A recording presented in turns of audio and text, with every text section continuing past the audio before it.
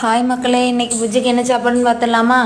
சோறு, அப்புறமேட்டு பருப்பு குழம்பு, அப்புறம் பீட்ரூட் கூட்டு வச்சேன்.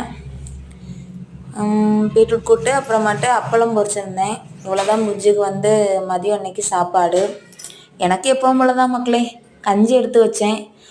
அப்புறம் அந்த பருப்பு குழம்பு நல்லா குளுன்னு அதுக்குள்ளே ஊற்றிட்டு கஞ்சி தண்ணி தனியாக எடுத்து வச்சிட்டேன். நல்லாயிருக்கும் கஞ்சி தண்ணி குடிக்க. அப்புறம் எனக்கு அவ்வளோதான். நைட்டுக்கு ரவை தோசை கிண்டலாம் அப்படின்னு சொல்லிட்டு ஒரே போராட்டம் அது கூட இருந்துக்கிட்டு போராடி தான் வாழ்க்கையில் ஜெயிக்கணும் போல் மக்களே. அது மாதிரி தான் ரவை தோசை கூட போராடி ஒரு வழியாக தோசையுமே சுட்டு எடுத்தேன். அது அந்த கிளிப்பிங்லாம் உங்கள்கிட்ட காமிச்சோம்னா சிரிச்சே விடுவேன் என்னையை பார்த்து.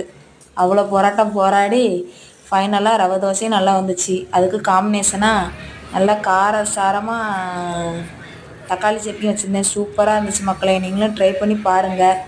ஓகே, பாய்.